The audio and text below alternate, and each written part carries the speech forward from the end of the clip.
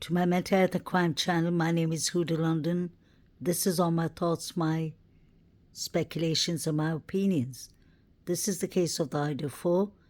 This is under fair use purpose. This is from JLR Investigates.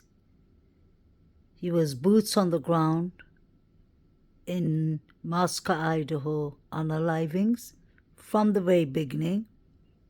So was Chronicle of Olivia and Bullhorn Betty. So follow JLR Investigates. He's done some great work in this case.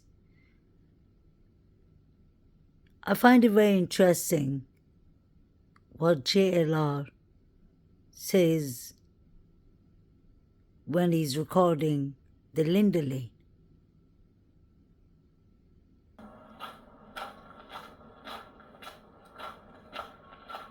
There's a garbage can here at this building. You would assume that authorities searched all the garbage cans for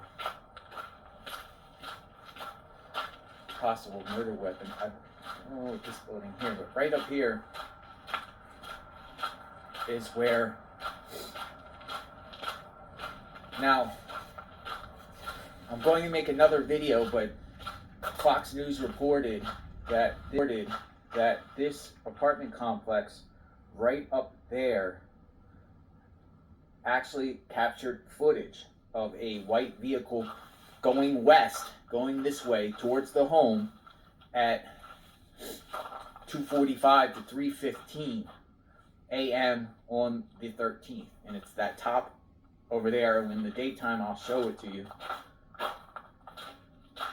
And they also said the landlord or the owner of the home that did not release the footage to Fox, but they released it to they gave it to authorities, said that they also saw a sedan around 1:45 go this way and then go back this way. And they're assuming that is the ride share that Kaylee and Madison took to go home. But the guy said that the surveillance showed at between 2:45 and 3:15 a white vehicle going this way, but it didn't say that it went back out this way. So I thought that was interesting. Here's Idaho State Troopers here patrolling. I'm just going to show you the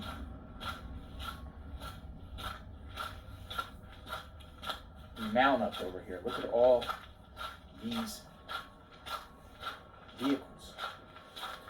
Look at all these vehicles. There is 1, 2, 3, 4, 5, 6, 7, 8, 9. 9 troopers. 9 troopers. And this is the corner of Taylor and Blake. 9 Idaho troopers out here. So between 2:45 to 3:15, a white sedan was captured going towards King Roadside.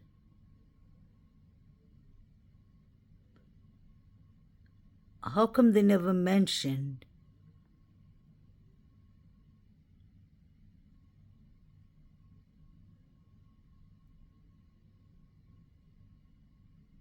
(2:45 to 3:15)? They did mention it in the affidavits,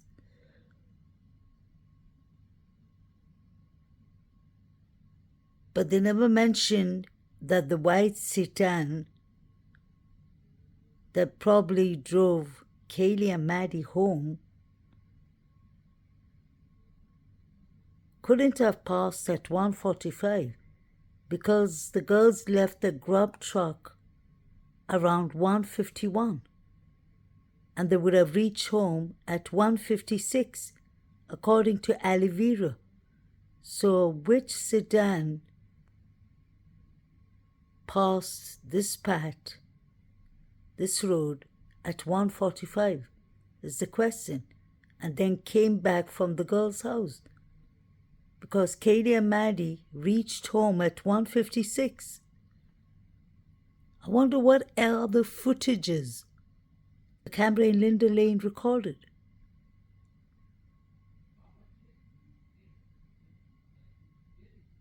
Strange. These were all the things happening in the beginning until they started changing timelines, footages, and everything when they arrested Koberger. Pay attention to that. That's why it's important to pay attention to the beginning, in my opinion. Now, I'm going to make another video, but Fox News reported that this apartment complex right up there actually captured footage of a white vehicle going west, going this way towards the home at 2:45 to 3:15 a.m. on the 13th. And it's that top over there. In the daytime, I'll show it to you.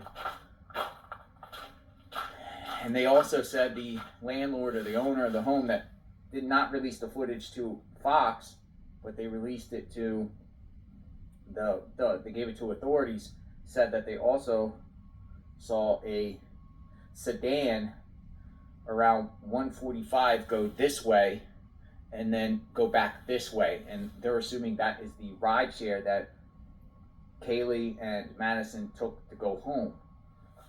But the guy said that the surveillance showed at between 2:45 and 3:15 a white vehicle going this way, but it didn't say that it went back out this way.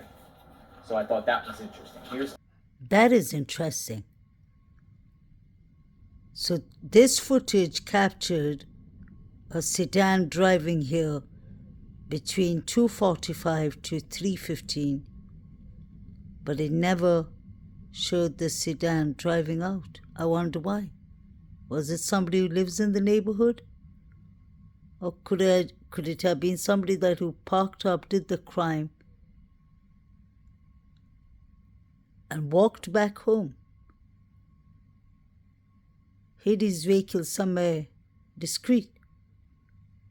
Because the vehicle should have drove back this way. Something's not right. 1119 King Road. I believe this location is really important. A lot was going on when the white Sierra drives to 1122 King Road at 3:30, especially when it leaves at 3:33. You see this figure running out from the door on the right-hand side. There's a white vehicle parked in front of the house that day. It passes the vehicle, it stops, and it takes pictures of something on the ground. Honestly, it looked like people on the ground. This is all my speculations and my theories.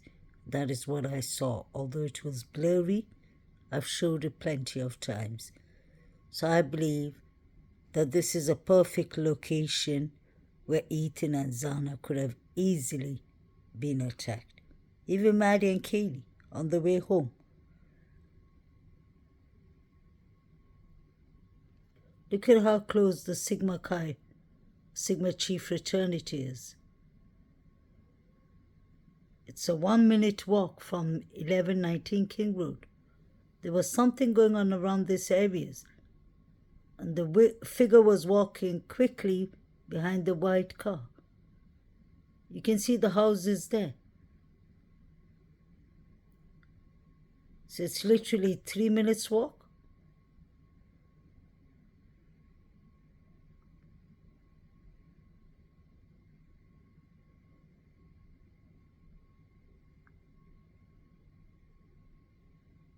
Susanna and Ethan could have been walking from the Sigma Chi Fraternity back home, and they could have been attacked at at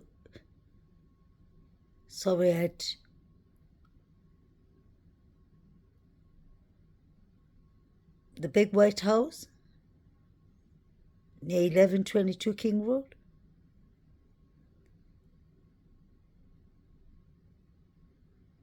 That could have been around 2:10, 2:15, when the crowd was yelling out Zana's name.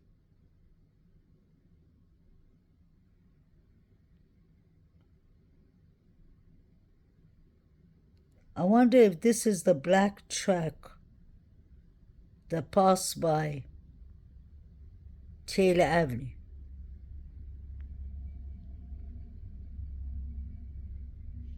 Could this be the one? It looks quite similar.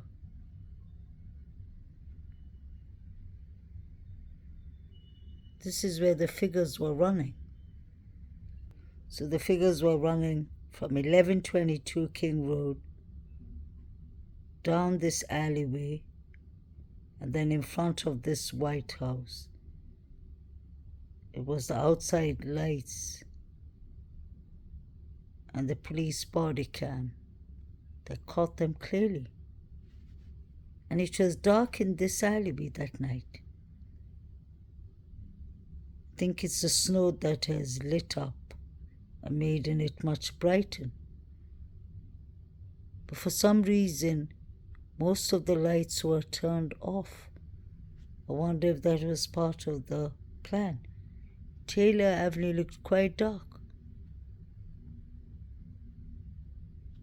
So the figures ran from the alleyway in front of this house and then to Sigma Chi Fraternity. It was 4 to 5 figures. And we have 3 unidentified male DNAs. So is that a coincidence? Nothing was ever mentioned about the figures. Were they ever questioned? Or was that the reason why Sigma Chi Fraternity came under the microscope or under investigation?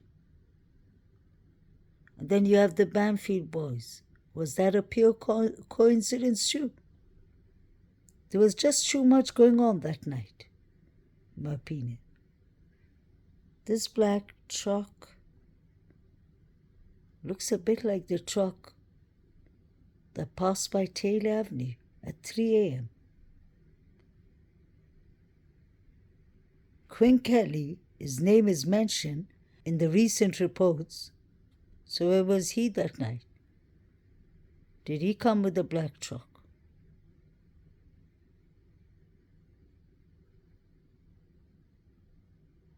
Full moonlight.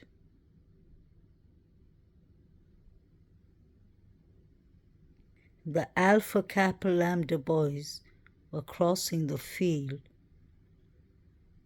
to go to their fraternity. The question is, where did they come from? Did they really come from Matt's house? And Sigma Chi Fraternity is on the left-hand side. They all are so close to each other.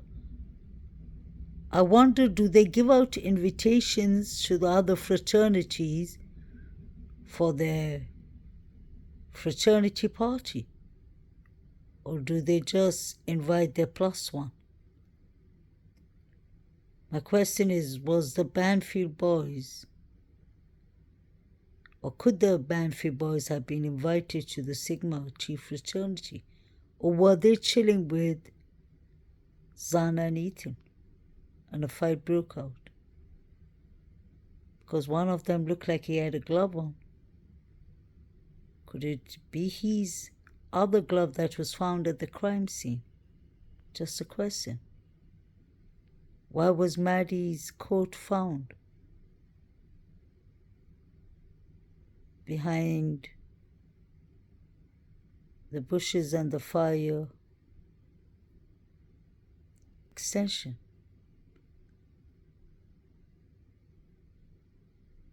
I wonder if Ethan and Zana were beefing not only the Davids in the Sigma Chi Fraternity, if they were beefing the Alpha Kappa Lambda boys. I wonder if the victims had any problems with Caden Young. Could there be any connections there? Could it be possible that Caden Young found out that one or some of the victims and the surviving roommates were involved in selling rugs. And he's a journalist student. He was the president of the journalist team. What if he was going to tell?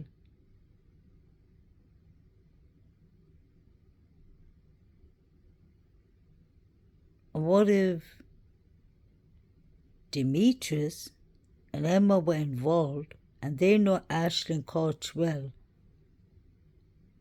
So what if they silence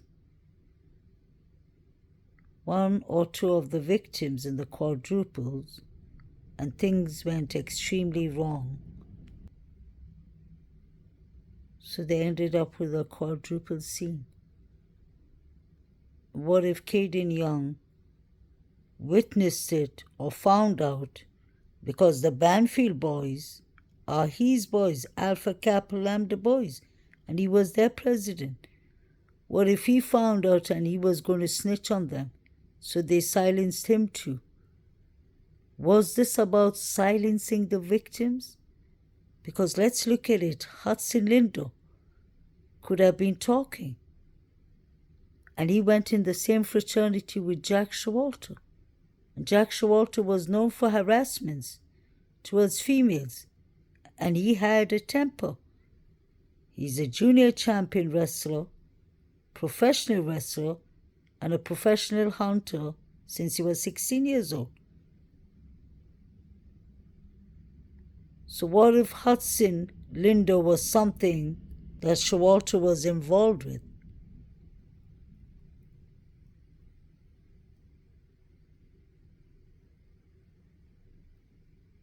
So they silence Hudson Lindo, possibly, and then they silence the Idaho 4 victims, and then they silence Caden Young. And let's not forget, Hannah Clay found out something too. So this is about bullying, hazing, rituals, sacrificing, silencing students. Could Sigma Chi Fraternity have sacrificed these victims on their day? It was their festival. It was their party. Was this a celebration for them? Let's not forget what Ryan said from the Sigma Chi. He's Jack Katovich's friend who was taking the Venmos. He said, rule number 1, hashtag, take the biggest target down first. That's why I believe Ethan was taken down first, and then Zana, and Maddie and Kaylee later. But I believe Maddie and Kaylee had a lot to do with Jack Showalter and Jack D. That's just my opinion. Both their reports do not look right at all. And once Jack D is professor's concerned, that raises alarm bells for me as a therapist, honestly. It's not even 1 or 2 coincidences with Jack D. He's just a walking red flag, in my opinion. That's why he got himself an attorney. Please like, share, and subscribe.